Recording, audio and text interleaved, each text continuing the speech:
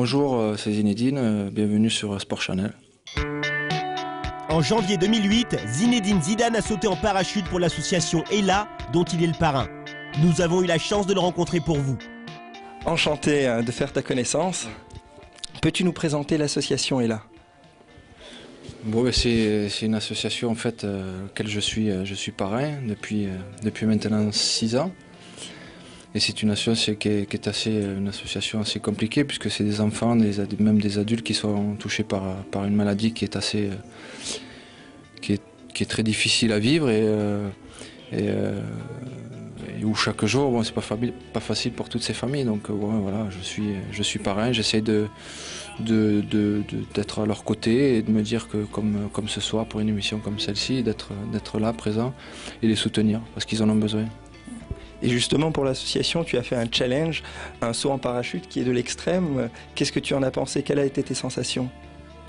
C'est vrai que c'était la première fois, donc forcément c'est toujours assez surprenant et spectaculaire. Mais j'avais à mon avantage le fait d'avoir sauté en fait en tandem, parce que je devais faire en fait un saut pack qui est un saut en solo. Et heureusement pour moi, ce jour-là, il y avait beaucoup de vent, donc j'ai pu le faire en tandem, et c'était un peu plus relâche. Tu as eu l'occasion de pratiquer d'autres sports extrêmes, je sais pas, planche à voile, surf? Pas du tout, mais ça va venir. L'année dernière, mon défi était de monter à cheval. Jusqu'à là, je ne l'avais jamais fait. Cette année, c'est sauter en parachute. Peut-être que l'année prochaine, ce sera encore plus impressionnant. En tous les cas, c'est mes premiers défis ont été ces deux-là, et il y en aura d'autres dans le futur. Super. Est-ce que tu peux donner juste aux enfants qui regardent un petit conseil pour réussir leur vie à travers le foot ou à travers justement les sports de glisse? Non, enfin, le conseil que je peux donner, c'est simplement, à la limite, les conseils que j'ai reçus moi, c'est essayer de se donner à fond, ne jamais avoir de regrets.